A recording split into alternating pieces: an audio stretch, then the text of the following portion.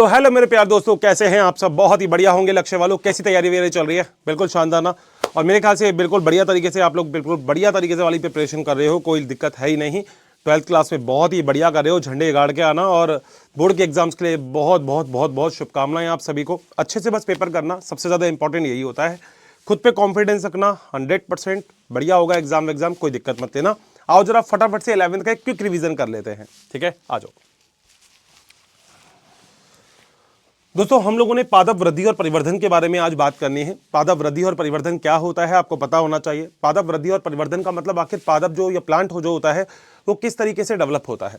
मतलब प्लांट का जो डेवलपमेंट होता है वो बड़ा इंपॉर्टेंट है। और वृद्धि के बाद वो आखिर किस तरीके से आगे अपने आप को परिवर्धित करता है, नई नई चीज़ डेवलप करता है, उसी के बारे में ये चैप्टर हमारे सामने है।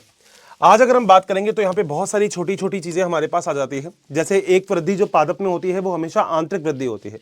आंतरिक वृद्धि जो होती है वो समसूत्री विभाजन के द्वारा होती है। आपको पता है, वह विभाजन से बनने वाले संतति कोशिकाओं के गुणसूत्रों की संख्या मात्र कोशिका के बराबर होती है, उसे ही हम समसूत्री विभाजन कहते हैं। इसमें असीमित जो होती है वो वृद्धि होती है, साथ साथ ये अपरिमित वृद्धि होती है, सीमा नहीं होती। आपने देखा होगा पादप बहुत लंबा हो जाता है, ठीक है। वृद्धि के लिए यहाँ पे विभजोतक कोशिकाएं पाई जाती है। पादप में धनात्मक वृद्धि होती है। धनात्मक का मतलब हमेशा प्लस प्लस ही होगी। आज 5 फीट का पादप है तो 6 फीट का, 7 फीट का, इस तरीके से। और पादप में जो होती है खुली वृद्धि होती है, यानी कि ओपन ग्रोथ होती है, ठीक है। अगर पादप में बात की जाए तो विभाजन के लिए सबसे इंपॉर्टेंट होता है विभजोतक। बेटा विभजोतक वो उत्तक होता है जो विभाजन करने का कार्य करता है। अब जो विभजोतक होता है उसके अंदर 3 प्रकार होते हैं।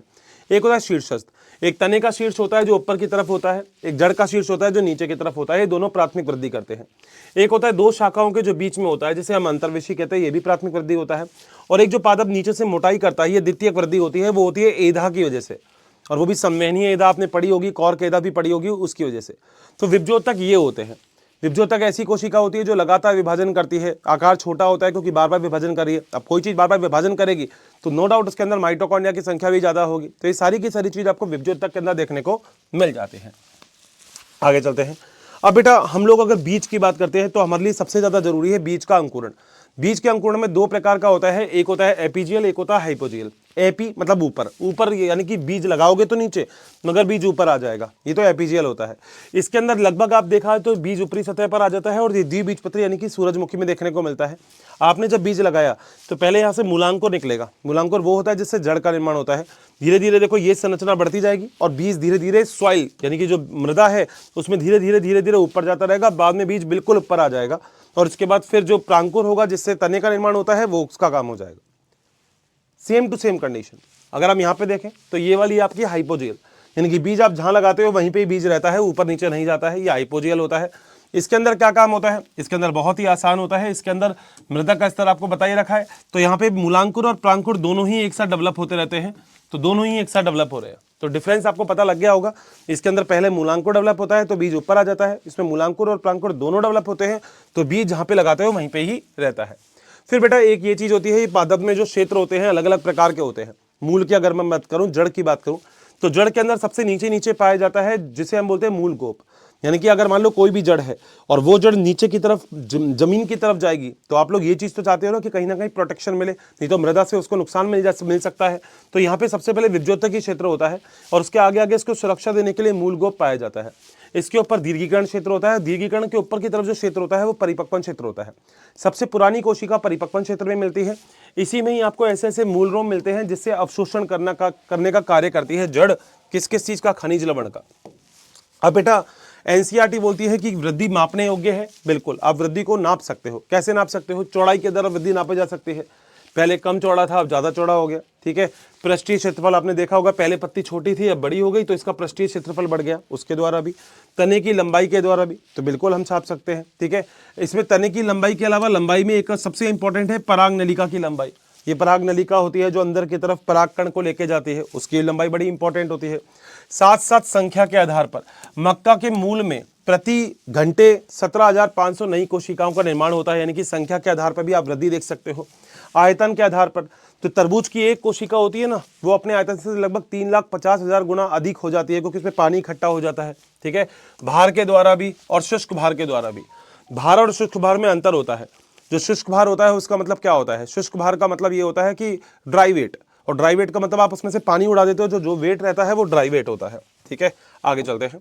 अब वृद्धि की दर, बेटा वृद्धि की दर दो प्रकार से होती है। पहला होता है जिसे हम बोलते हैं अंकगणितीय, यानी कि अर्थमेटिक। अर्थमेटिक या अंकगणितीय का मतलब क्या होता है? इसका मतलब जो कोशिका होती है उसमें एक ही कोशिका विभाजन करती है, दूसरी कोशिका स्थायी हो जाती है। तो देखो एक कोशिका विभाजन कर रही है, एक स्थायी हो गई, स्थायी हो गई, स्थायी हो गई। केवल हर बार एक कोशिका विभाजन करेगी, उसमें से एक स्थायी हो जाएगी। ये कोशिका विभाजन करेगी तो एक स्थायी हो जाएगी। तो हर बार केवल एक ही कोशिका बढ़ रही है। पहले एक थी, फिर दो थी, फिर तीन थी, फिर चार थी। अगर देखा जाए आप इसका ग्राफ लगाते हो तो आपको एक लीनियर यानी कि सीधी रेखा मिलती है। तो यहाँ पे इसका ये फार्मूला है LT बराबर L0 प्लस RT। तो ये आपको 100% याद रखना है। यहाँ से आपका सीधा क्वेश्चन आ सकता है। यहाँ से वैसे न्यूमेरिकल क्वेश्चन आने की संभावनाएं बहुत कम है। तो सीधा क्वेश्चन ये आ सकता है कि आपको डायग्राम देगा और डायग्राम देने के बाद आपसे पूछ लेगा कि इसका फार्मूला क्या है, या अंकगणितीय को किस तरीके से या कौन से फार्मूले से हम एक्सप्रेस करते हैं। ज्यामितीय वृद्धि दर, इसमें दोनों ही कोशिका विभाजन करेगी लगातार, तो इसे हम ज्यामितीय बोलते हैं। ज्यामितीय में जो शुरू की व्यवस्था होती है उसे लैग प्रवस्था कहते हैं, जिसमें कोशिका स्टार्टिंग करती है। लॉग प्रवस्था में सबसे ज्यादा वृद्धि होती है। फिर स्टेशनरी प्रवस्था आती है। एक ऐसी प्रवस्था आती है जिसके अंदर भोजन खत्म हो जाता है। तो भोजन खत्म हो जाएगा तो वृद्धि तो होगी नहीं, भोजन खत्म हो जाएगा तो क्या होगा, ये कांस्टेंट रहेगी। बाद में भी भोजन नहीं आया तो डेथ प्रवस्था आ जाती है। इसे हम सिग्मोइड कर्व कहते हैं, क्योंकि इसे एस कर्व भी बोलते हैं, क्योंकि एस की तरह इसकी स्ट्रक्चर बनती है, इसलिए हम इसे सिग्मोइड कर्व कहते हैं। तो प्रकृति में जो भी कोशिका होती है उन सबकी वृद्धि ऐसे ही होती है। ये मैंने आपको एक ब्रेड के एग्जाम्पल से बता रखा है। मान लो ब्रेड है, ब्रेड के ऊपर आपने कोई भी फंगस डाल दिया तो फंगस धीरे धीरे अपनी संख्या बढ़ाएगा, मगर एक टाइम ऐसा आएगा कि ब्रेड खत्म हो जाएगी। तो क्या करोगे, एक और ब्रेड रख दोगे। तो हमेशा जो रेंज है ना वो लॉग फेज से ही आएगी। फिर तो लैग फेज हमेशा स्टार्टिंग फेज होती है। ठीक है, अब इसका भी फार्मूला WT = W0 ERT, यहां से भी बढ़िया क्वेश्चन आ सकता है। अगला होता है दोस्तों निरपेक्ष वृद्धि दर। निरपेक्ष वृद्धि दर क्या होती है? निरपेक्ष वृद्धि दर का मतलब होता है दो प्रकार की वृद्धि दर है, सापेक्ष और निरपेक्ष। एक ऐसी वृद्धि दर जिसमें आप किसी से कंपैरिजन ही नहीं कर रहे, वो निरपेक्ष वृद्धि दर है। ठीक है, एब्सोल्यूट ग्रोथ रेट हम इसे इंग्लिश में बोलते हैं। ठीक है, कैसे बताना है? मान लो मेरे पास एक पत्ती है, तो AI का मतलब एरिया इनिशियल, पहले की वृद्धि और फिर बाद में क्या वृद्धि हो गई। ये AI और AF दो पत्तियां हैं। एक पत्ती पहले 10 सेंटीमीटर थी, 20 हो गई, एक 50 थी तो 60 हो गई। तो इनका फार्मूला ये है AF - AI upon time t, क्योंकि बेटा वृद्धि हमेशा किसी ना किसी समय के आधार पे तो ली जाएगी। बिना समय के आधार पे तो आप वृद्धि ले ही नहीं सकते। तो वृद्धि अगर आपको करनी है तो समय तो देना पड़ेगा। तो 20 - 10 अपॉन टाइम t लगा दो, बस ये आपका आंसर आ जाएगा फर्स्ट क्लास तरीके से। आप ध्यान से देखो, दोनों का साइज में अंतर है, मगर दोनों की निरपेक्ष वृद्धि दर एक जैसी आ रही है। ठीक है, निरपेक्ष वृद्धि दर में कोई दिक्कत नहीं है, मगर सापेक्ष वृद्धि दर यानी कि जब आप कंपेरिजन करोगे, और सापेक्ष वृद्धि दर आपको सामने दिख रही है, तब सापेक्ष वृद्धि दर में हमेशा कंपैरिजन किया जाएगा। देखो AI लिख दिया, तो जब फार्मूले के अंदर सारा चीज रखोगे तो ऊपर वाली पत्ती का तो 100%, नीचे वाली पत्ती का केवल 20% आया। अब आप कहोगे अच्छा सर ये क्यों फर्क पड़ा, मैं बताता हूँ। बढ़िया एग्जाम्पल दोस्तों ये है, मान लो आपके पास 10 रुपए हैं आपके खाते में, और अंबानी के खाते में 1000 करोड़ रुपए है। गवर्नमेंट ने ये कहा जिसके खाते में जितने पैसे हैं वो कल डबल हो जाएंगे। अब बेटा आपके 10 के 20 हो गए, उसके 1000 करोड़ के 2000 करोड़ हो गए। ठीक है, आपको पता है ज्यादा खुशी कौन मनाएगा, जबकि गवर्नमेंट ने किसी के साथ दिक्कत नहीं की है। यहाँ पे अगर देखा जाए निरपेक्ष वृद्धि दर तो दोनों की समान ही है, डबल हो रहा है पैसा, मगर सापेक्ष वृद्धि दर सोचो किसकी ज्यादा होगी, पता लग गया। तो बस यही बेसिकली अंतर होता है सापेक्ष और निरपेक्ष वृद्धि दर में। यहाँ पे बेटा विभेदन, निर्विभेदन और पुनर्विभेदन एक बहुत ही अच्छा एग्जाम्पल हो सकता है। ये भी बहुत एक बढ़िया तरीका है समझने के लिए। अगर मान लो पादप के अंदर ना जो कोशिकाएं विभाजन करती है वो एक क्षेत्र में करती है जिसे हम बोलते हैं विभज्योतकी क्षेत्र। इसके अंदर विभज्योतकी क्षेत्र में सारी की सारी जो कोशिकाएं विभाजन करेगी, तो इसे हम विभज्योतकी कोशिका कहते हैं। ये कोशिका विभाजन करेगी। जब मान लो इस कोशिका में कोई कोशिका विभाजन करने वाले क्षेत्र से बाहर आ जाती है तो वो स्थायी कोशिका हो जाती है, जैसे मृदुऊतक की कोशिका पेरेन्काइमा। ठीक है, मगर अगर वो कोशिका वापस से अंदर आ गई, या हो सकता है वो कोशिका वापस से बाहर चली जाए, तो ये 3 स्टेप हो गए। विभाजन करने वाली कोशिका अगर बाहर चल के स्थायी हो गई तो इसे हम बोलेंगे विभेदन। जो पहले स्थायी हो गई वो दोबारा से विभाजन करने के वाले क्षेत्र में आ गई। जो पहले स्थायी थी फिर अंदर आ गई, फिर दोबारा बाहर जा रही है। ये रही, बोलो बात सही है। इसके कुछ एग्जाम्पल्स अगर देखा जाए तो यहाँ पे हम गुरु पोषक और लघु पोषक को भी याद कर लेते हैं। देखो गुरु पोषक को याद करने का तरीका है पीके का कौन सा मग, तो याद रख लेना पीके का कौन CHON सा मग। ठीक है, और नाइस बॉय कॉल्ड मदर मंजन क्यों फेंका, नाइस बॉय कॉल्ड मदर मंजन क्यों फेंका, बोलो बात सही है। तो आपको दोनों की दोनों चीजें आसानी से याद हो सकते हैं। टोटल मिला के 17 होते हैं ये पोषक तत्व। अगली चीज होती है दोस्तों परिवर्धन। परिवर्धन का मतलब क्या होता है? वृद्धि और विभेदन जो चीज होती है ना, यही परिवर्धन होती है। परिवर्धन क्या चीज होती है इसको समझने की कोशिश करना। ये NCERT का डायग्राम है। NCERT आपसे कहती है मान लो कोई भी पादप के अंदर विभज्योतक की कोशिका है, तो सबसे पहले प्लाज्मेटिक वृद्धि करेगी, यानी कि वो अपनी साइज में डेवलपमेंट करेगी। प्लाज्मा यानी कि कोशिका द्रव्य को बढ़ाएगी, बढ़ाने के बाद वो वापस से विभाजन कर सकती है। एक तरीका तो होता है ये, ठीक है। दूसरा तरीका, वो विभजोतक वाली कोशिका, स्थायी कोशिका यानी कि बाहर चली जाएगी तो विभेदन कर लेगी। विभेदन करने के बाद वो परिपक्व कोशिका बन जाएगी। परिपक्व कोशिका में बुढ़ापा आएगा यानी कि जरावस्था आएगी और उसके बाद उसकी मृत्यु हो जाएगी, तो काम खत्म। तीसरा तरीका कि कोई भी कोशिका जब वृद्धि करती है तो उसकी प्लाज्मा में वृद्धि होगी, दीर्घीकरण होगा, दीर्घीकरण के बाद परिपक्वन होगा, फिर परिपक्व कोशिका बन जाएगी। बात यही है। तो ये 3 प्रकार की स्थिति आपको दी हुई है। नीट के एग्जाम के अंदर विभेदन यहाँ पे नहीं डालेगा, आपसे पूछ देगा कि ए डाल दिया, कि ए का मतलब क्या है, तो आपको यहाँ पे विभेदन लिखना पड़ेगा। बस ऐसे से ही क्वेश्चन आ सकता है, ठीक है। अगली चीज होती है दोस्तों प्लास्टिसिटी। प्लास्टिसिटी का मतलब अनुकूलनशीलता। अब आपने देखा होगा पादप अपनी आयु के अकॉर्डिंग या वातावरण के अकॉर्डिंग बहुत सारे बदलाव करते हैं और इन्हीं बदलाव को हम प्लास्टिसिटी कहते हैं। एक विषम परिणता होते हैं। कई बार पादप की जो पत्तियों में भी आयु और वातावरण के कारण जो बदलाव आते हैं उसे हम विषम परिणता कहते हैं। बटरकप वगैरह कई सारे एग्जाम्पल हैं। बेटा वृद्धि के लिए बहुत सारी चीजें इंपॉर्टेंट होती हैं, जैसे ऑक्सीजन, जैसे पोषक तत्व, जैसे जल, जैसे प्रकाश, जैसे गुरुत्वाकर्षण, जैसे ताप बहुत इंपॉर्टेंट होता है। और पादप में वृद्धि को प्रभावित करने वाले कारक ये तो होते हैं बाह्य कारक, जैसे पोषक तत्व, ऑक्सीजन, जल, ताप, गुरुत्वाकर्षण, प्रकाश। मगर आंतरिक कारक में 2 कारक है, एक तो आनुवंशिक कारक, एक पादप प्रवृद्धि नियामक। बेटा आनुवंशिक कारक का मतलब जेनेटिक्स। अब मान लो आम के पेड़ से जो अगली संतति बनेगी वो आम ही बनेगी। अब मान लो कई बार होता है ना, मम्मी पापा छोटे होते हैं तो बेटा भी छोटा ही पैदा होता है। पादप छोटे हैं तो हो सकता है आगे वाली जनरेशन भी छोटी है, तो वो सब चीजें हैं। यहाँ पे पादप वृद्धि हार्मोन बड़े इंपॉर्टेंट है। एक वृद्धि उत्प्रेरक होंगे जो वृद्धि को प्रोत्साहित करेंगे, वृद्धि को बढ़ाते हैं, कोशिका विभाजन की दर को बढ़ाते हैं। 3 एग्जाम्पल याद रखना, ऑक्सिन, जिबरेलिन, साइटोकाइनिन। एक है वृद्धि नियामक जो वृद्धि को रोकते हैं, रंध्र को बंद करते हैं, अंकुरण को रोकते हैं, इथाइलिन और एब्सिसिक एसिड। पूरी बायोलॉजी के अंदर सारे के सारे हार्मोन में पूछा जा सकता है प्रमोटर कौन से है और इनहिबिटर कौन से है, ये एग्जाम्पल याद रखने हैं। दूसरा ऐसा कौन सा हार्मोन है जो गैसीय फॉर्म में है, तो वो है इथाइलिन। हमेशा हर बच्चे को कंफ्यूजन होता है ऑक्सिन, जिबरेलिन और साइटोकाइनिन में। विश्वास करना आज के बाद तो नहीं होगा, ठीक है। ऑक्सिन बेटा बहुत ही इंपॉर्टेंट होता है, पहला खोजा गया हार्मोन ऑक्सिन होता है। ऑक्सिन का मतलब होता है वृद्धि होता है। चार्ल्स डार्विन और फ्रांसिस डार्विन ने ऑक्सिन की खोज कैनेरी घास से की थी। इन्होंने देखा कि था कि जो कैनेरी घास होती है वो सूरज की दिशा में मुड़ जाती है। क्यों मुड़ जाती है? क्योंकि ऑक्सिन जो होता है ना वो सूरज की दिशा के अपोजिट डेवलप होता है। तो मान लो यहाँ से सूरज का प्रकाश पड़ रहा है तो सारा ऑक्सिन यहाँ से शिफ्ट हो जाएगा इस साइड। तो यहाँ पे देखो सारा ऑक्सिजन आ गया। अब ऐसी कंडीशन में मान लो सारा ऑक्सिजन अगर इस साइड पे आ गया तो सीधी सी बात है यहाँ की कोशिका ज्यादा विभाजन करेगी, ये ज्यादा विभाजन करेगी, ये कम विभाजन करेगी, तो देखो पादप झुक जाएगा सूरज के प्रकाश की ओर। बोलो बात सही है क्या? ऐसे ही दोस्त एक और थे जिन्होंने एविना ग्रास के ऊपर भी काम किया था।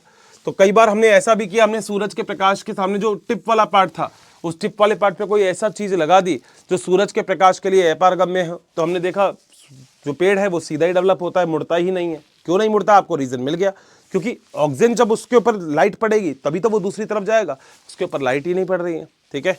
सो यहाँ पे एफडब्ल्यू वेंट ने भी ऑक्सीजन को एविना ग्रास के ऊपर काम किया था, ठीक है। आगे चलते हैं। अब बेटा ऑक्सीजन का फार्मूला बड़ा इंपॉर्टेंट है, ये वाला फार्मूला याद रखोगे तो आपको दिक्कत नहीं आएगी। Christ Xavier had a rapid air performance, ठीक है। यहाँ पे क्रिस्ट का मतलब क्या है? कोशिका विभाजन को बढ़ाता है, कोशिका के दीर्घीकरण में सहायता प्रदान करता है। ये एक लाइन याद रखना बस, ठीक है। जाइलम के डेवलपमेंट में सहायक है। हर्बिसाइड का मतलब जो हर्ब्स को खत्म करते हैं उसके निर्माण में भी सहायक है। हर्बिसाइड पर नियंत्रण करता है मगर एक बीजपत्री पर कार्य नहीं करेगा, केवल द्विबीजपत्री पर करेगा। आपने सुना भी होगा indole acetic acid, indole butyric acid, 2,4 dichlorophenoxy acetic acid, 2,4,5 trifluorochlorophenoxy acetic acid, naphthalene acetic acid, ये सब ऑक्सीजन हर्बिसाइड के उदाहरण होते हैं। डी का मतलब डीकैपेसिटेशन यानी कि पादप के शीड्स को काटना। कई बार आपने देखा होगा जो चाय के बागान होते हैं उसमें टिप को हम काट देते हैं, झाड़ी को टिप से काट देते हैं। टिप काट दोगे तो ऑक्सीजन तो ऊपर ही रहता है ना, तो पादप ऊपर डेवलप ही नहीं होगा। फिर ए का मतलब एब्सेशन यानी कि जो यंग पत्तियां हैं उनको झड़ने से रोकता है। आर का मतलब रूट के डेवलपमेंट में सहायक है, बड़ा ही इंपॉर्टेंट एग्जांपल हो जाएगा। पी का मतलब अनिषेक फल, बिना बीज के, बिना निषेचन के फल का निर्माण भी ये कर सकता है। एपिकल डोमिनेंस, सीड्स को ही डेवलप सबसे पहले करता है, तो सीड्स प्रमुखता ये दिखाता है। पाइनएप्पल के अंदर फ्लावरिंग यानी कि पाइनएप्पल के अंदर पुष्पन बड़ा इंपॉर्टेंट है। कभी नहीं भूलोगे, जहां पे बैठते हो वहां पे सामने लिख के रख लेना कि वाह सर मजा आ गया, क्या तरीका बताया आपने हमें, ठीक है। आगे चलते हैं। बेटा ऑक्सीजन वैसे मनुष्य के मूत्र में भी ऑक्सीजन खोजा गया था कोगेल के द्वारा, मगर आज तक हमें ये नहीं पता कि जो ऑक्सीजन है वो मनुष्य के मूत्र में क्या कर रहा है। मगर याद रखना ऑक्सीजन इंडोल से व्युत्पन्न होता है, ठीक है, इंडोल का डेरिवेटिव होता है। अगला दोस्तों हमारे पास एक हार्मोन और है जिसे हम बोलते हैं जिब्रेलिक एसिड। यह एक अम्लीय हार्मोन होता है क्योंकि नाम ही एसिड है, तो अम्लीय हार्मोन होगा। यह भी उत्प्रेरक का कार्य करता है। यह टर्पीन का व्युत्क्रम होता है, व्युत्पन्न होता है। वर्तमान में 100 से ज्यादा जिब्रेलिक एसिड ढूंढ लिए, मगर पहला जिब्रेलिक एसिड GA3 था। सर्वाधिक अध्ययन इस पे ही किया गया था। जी ऐसे दिखाते हैं जिब्रेलिक एसिड को GA1, GA2, GA3। जापान में एक वैज्ञानिक थे कुरोसावा, ठीक है, लिखा हुआ है कुरोसावा, जापान के वैज्ञानिक थे। उन्होंने जिब्रेला फ्यूजिकुराई नाम की कवक से ढूंढा था। उन्होंने एक्चुअली चावल के ऊपर काम किया, तो उन्होंने देखा फूलिश सीडलिंग डिजीज बोली या बैकने डिजीज बोली। उन्होंने बोला कि बीज तो दिखता है मगर उसके अंदर माल ही नहीं है। माल क्यों नहीं है? क्योंकि बेटा अंदर की तरफ तो फंगस लगा हुआ है, जिब्रेला फ्यूजिकुराई, ठीक है। जिब्रेलिक एसिड को याद करने का फार्मूला बिल्कुल आपके सामने है। जो याद करने का फार्मूला है जिब्रेलिक एसिड का, वो क्या है वो आपको जरा सामने के सामने देख लेना, आपको इजीली क्लियर हो जाएगा, ठीक है भाई। अगला है मालतीदास अप्लाइड फॉर PAC-LS। तो यहाँ पे भी याद करना बड़ा आसान है बेटा, मैंने बस फार्मूला याद कर लिया। अब देखो ये सारी चीज इससे ही याद हो जाएगी, क्योंकि ऐसा नहीं हो कि एक का फंक्शन दूसरे में चले जाए। एम का मतलब माल्टिंग। जब शराब का निर्माण होता है तो लुगदी का निर्माण किया जाता है, पीसा जाता है अच्छे से, तो उसके अंदर बड़ा इंपॉर्टेंट होता है। नीट के एग्जाम में सीधा क्वेश्चन आएगा, एल्कोहल के लिए कौन सा हार्मोन इंपॉर्टेंट है, तो आपको माल्टिंग याद रखना चाहिए, मालतीदास, ठीक है। डिले करता है, देरी करता है, किस किस का एब्सेशन यानी कि झड़ने से, सीनेसेंस यानी कि बुढ़ापे में देरी करता है। APPL यानी कि एप्पल, तो एप्पल के साइज को सुधारने में बड़ा इंपॉर्टेंट काम करता है। वाह सर। एल का मतलब होता है लेंथ, किसकी, तने की लंबाई। अब अंगूर का तने की लंबाई ज्यादा होगी तो अंगूर भी इसमें ज्यादा होंगे, वाह। बी का मतलब होता है बॉल्टिंग। बॉल्टिंग का मतलब दो शाखाएं, दो नोड के बीच का जो स्पेस है वो बढ़ाता है। अब इससे बेटा क्या होगा, बहुत सारा, जैसे गन्ने के में प्रति एकड़ 20 टन का उत्पादन NCERT की लाइन है। और तुमने देखा होगा जैसे पत्ता गोभी होती है, तो पत्ता गोभी की सोचो अगर नोड दूर दूर होगी तो बेटा बहुत ज्यादा आपको अच्छे अच्छे पत्ते मिलेंगे उसमें, तो पत्ता गोभी के लिए भी बढ़िया है। इस टाइम को कॉनिफर यानी कि कोन शेप बनाता है। अपने हिल स्टेशन पे देखे होंगे कोन शेप, जिससे बर्फ नहीं रुकती उन पे, ठीक है। सी का मतलब कॉनिफर हो गया। LS लेंथ ऑफ स्टेम बढ़ाने का काम यही करता है। तो पत्ता गोभी, बंद गोभी, रोजेटी फैमिली, चकुंदर वगैरह सब में आप बॉल्टिंग कर सकते हो। इसमें बॉल्टिंग का मतलब पता है ना, दो नोड के बीच में जो गैप है ना, ये बढ़ा देना, बस और कुछ भी नहीं है, ठीक है। आ जाओ, अगला है बेटा हमें जिसका नाम है साइटोकाइनिन। साइटोकाइनिन प्यूरिन का व्युत्पन्न है, पादप का उत्प्रेरक हार्मोन है। स्कूग और सहकर्मी ने साइटोकाइनिन को देखा था। ऑक्सिन वृद्धि के लिए आवश्यक है। साइटोकाइनिन नारियल पानी, ईस्ट और संवहन ऊतक के लिए बहुत जरूर, मतलब वहां से आप मिल भी सकता है आपको। पादप में जो साइटोकाइनिन होता है उसे हम जियाटिन कहते हैं।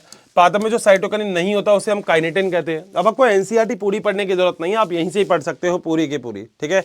साइटोकाइनिन जो होता है उसको हेरिंग स्पर्म मछली के शुक्राणु को कुकर की तरह एक ऑटोक्लेव मशीन होती है जिसमें गर्म किया जाता है बहुत अधिक ताप पर, तो वहां से हमने उसका DNA भी प्राप्त कर लिया था, ठीक है।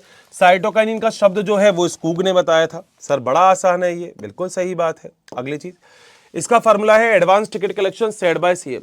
एडवांस का मतलब होता है शीर्ष प्रमुखता, तो जो शीर्ष होता है वो एपिकल डोमिनेंस को रोकने का काम भी यही करता है, ठीक है। शीर्ष प्रमुखता को रोकता है, तो ऑक्सिन तो बढ़ाता है शीर्ष प्रमुखता को। ऑक्सिन तो चाहता है पेड़ बड़ा हो, मगर ये पेड़ को रोकता है, ठीक है। टी का मतलब होता है टिश्यू कल्चर, तो टिश्यू कल्चर का मतलब ऊतक संवर्धन। प्रयोगशाला में ऊतक को पोषण देते हैं हम, उसमें बड़ा इंपॉर्टेंट है। एन का मतलब क्या होता है, न्यूट्रिएंट मेटाबॉलिज्म, यानी कि पोषक उपापचय अभिक्रियाएं जो होती है उनको रोकने का काम करता है। स्टेम यानी कि तने को बढ़ाता है, ठीक है। साइटोकाइनेसिस में हेल्प करता है, ठीक है। मॉर्फोजेनेसिस यानी कि कोशिका की जो संरचना होती है उसको भी मेंटेन करने में बहुत ज़्यादा सहायता ये प्रदान करता है। अगला बेटा सेम टू सेम है हमारे पास इथाइलिन।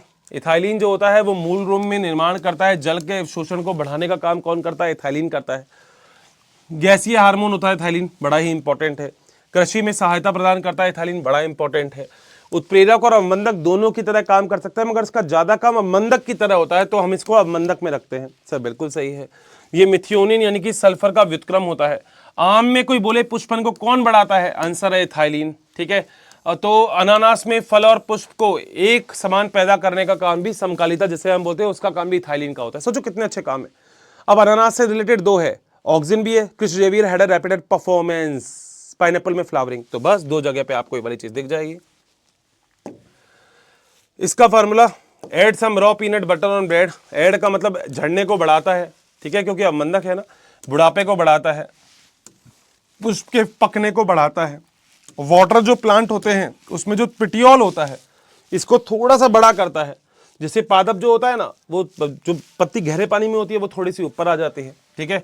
पोटैटो में जो कंद का निर्माण करने में सहायक होता है। पीनट्स यानी कि मूंगफली में अंकुरण में सहायता प्रदान करता है, ठीक है, बड़ को ब्रेक करता है, डोरमेंसी को ब्रेक करता है, सुप्तावस्था को तोड़ने का काम, अंकुरण जो होता है उसको जल्दी करने का काम इथाइलिन करता है। वाह सर, मजा आ गया, मैंने बोला था। अब बेटा जब ये इथाइलिन को आप लिक्विड फॉर्म में रखोगे तो उसे हम इथेफॉन कहेंगे। लिखा भी हुआ है खीरे में अगर मादा पुष्प बढ़ानी है तो उसे हम इथेफॉन का प्रयोग करते हैं। तो इथाइलिन का जो जलीय घोल होता है तो पादप उसको आसानी से एब्जॉर्ब कर सकते हैं, ये बड़ा इंपॉर्टेंट है। टमाटर और सेब को जल्दी पकाने में भी सहायता प्रदान करता है। क्यों? क्योंकि श्वसन दर बढ़ जाएगी। अब श्वसन दर बढ़ गई तो खुद सोच के देखो, ज्यादा ग्लूकोज टूटेगा, ज्यादा ग्लूकोज टूटेगा तो चीजें बहुत अच्छी चलेगी, कोई दिक्कत ही नहीं है। अखरोट हो गया, कपास हो गया, चेरी हो गया, इसके विरलन में सहायता प्रदान करता है। लास्ट ऐसे ही एक हार्मोन है जिसका नाम है एब्सिसिक एसिड। तो इसे तनाव हार्मोन भी बोलते हैं, क्योंकि जिस कंडीशन में स्ट्रेस होता है ना तब ये ज्यादा डेवलप होता है। जो एब्सिसिक एसिड होता है इसका फार्मूला क्या है? BDS student close the restaurant. तो एब्सेशन को बढ़ाने का काम यही करता है। कली जो होती है इसकी सुप्तता को तोड़ने का काम यही करता है। बुढ़ापे को यही बढ़ाता है। स्टोमेटा को क्लोज करने का काम यही करता है, क्योंकि तनाव हार्मोन है। मान लो पेड़ पौधों के पास पानी नहीं है तो वो चाहते हैं कि जो स्टोमेटा रंध्र है वो बंद रहे। बहुत ही बढ़िया, ठीक है। रेजिस्टेंस करता है, प्रतिकूल परिस्थितियों में ताप बढ़ गया तो स्टोमेटा को बंद करेगा, खोलेगा, जो भी होगा ये आसानी से कंट्रोल कर सकता है। बताओ क्या यहां तक मेरे दोस्तों क्या सारा पॉइंट बिल्कुल अच्छे से क्लियर है क्या? डन है। तो बस इतनी ही चीज बेसिकली आपको पढ़नी थी, इतनी ही चीज आपको याद करनी है। मेरे ख्याल से मैं फिर आपसे बोल रहा हूं, जब बैठते हो ना तो इन सब के फार्मूले सामने चिपका लो जहां पे भी आपको बैठ के पढ़ना है, तो फर्स्ट क्लास तरीके से याद हो जाएगा। आपको पता भी नहीं लगेगा कि कब आपको सारे के सारे हार्मोन याद हो गए। ये शॉर्ट एंड स्वीट चीज केवल आप लोगों के लिए एक होना चाहिए ना, एक पॉकेट वाली चीज कि जब फटाफट से रिवीजन करना हो तो इस चीज को देख लो। तो थैंक यू सो मच, बहुत सारा प्यार, bye bye, take care, love you all.